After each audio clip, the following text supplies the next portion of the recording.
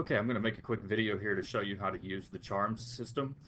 First, you'll go to your browser and you'll visit the website www.charmsoffice.com.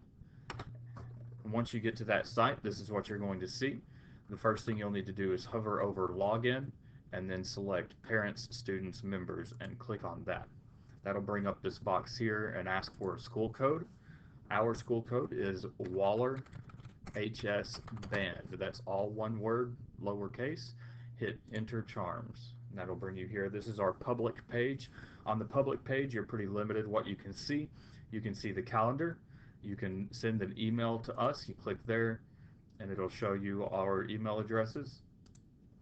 And the only other thing you can access from the public page is the volunteer needs. We'll talk more about all of these things once we get into the student area. So to enter the student area, you'll enter your password. If you've never logged in before, that'll be your student ID number. So you'll just type that in right here and then hit enter. Okay, the first thing it'll ask you to do if you've never logged in before is update your password. So we're going to change this student's password. So you type in your old password, type in whatever you want your new password to be, and then if you want you can enter a hint and then click change. So we've now updated that password and that gets us to the home screen. Here on the home screen you'll see several things. There's multiple ways to get to everything.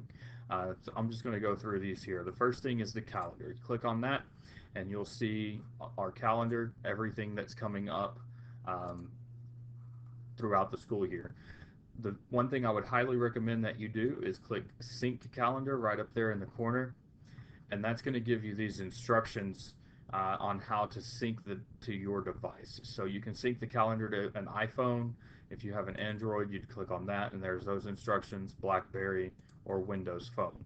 So you can sync the calendar to whatever device you have, and that way you'll always have the most up-to-date calendar on your device. So if I make a change, if we have to adjust a time or a date, it'll automatically get pushed to your personal calendar.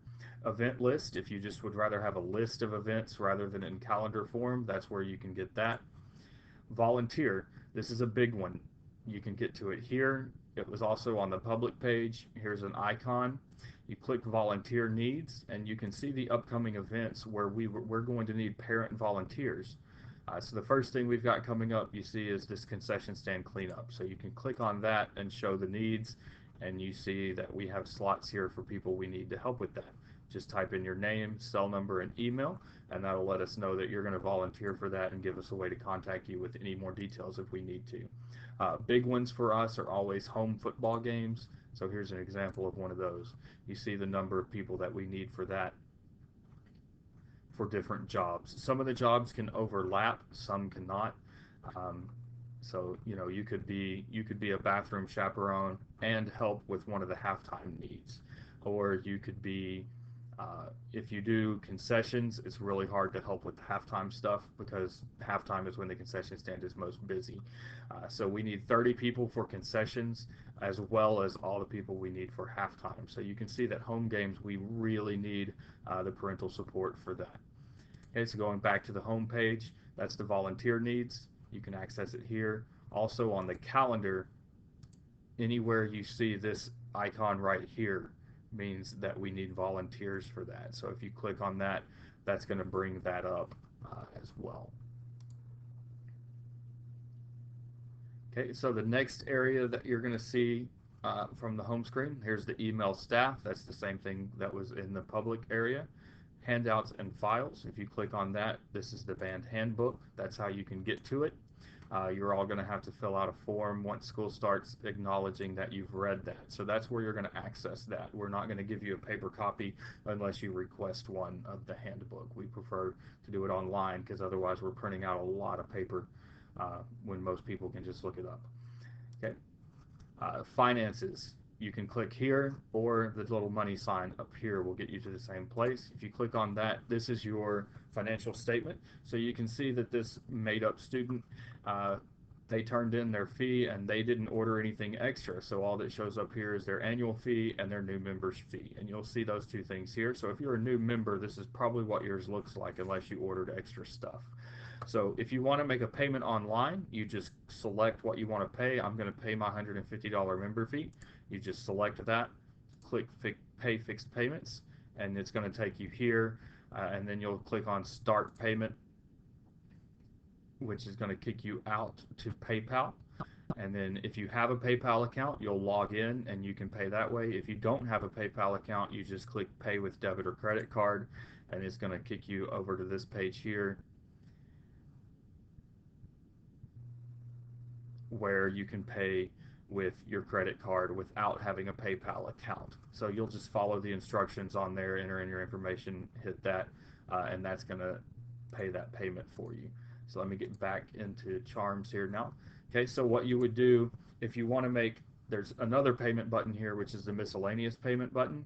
If you want to make a miscellaneous payment, so say I'm only going to pay half of this, so I can't select it because I'm not paying that full amount, then you'd click on make miscellaneous payment, put in the amount you want to pay, and then follow the same process. And what that's going to do is add that amount to a credit balance in your miscellaneous ledger right here.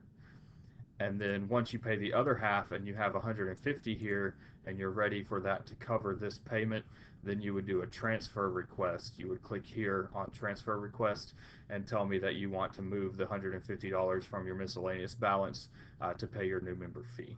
So that's how that works if you want to make partial payment. So if you're making an exact amount of one of these items, you would use this button.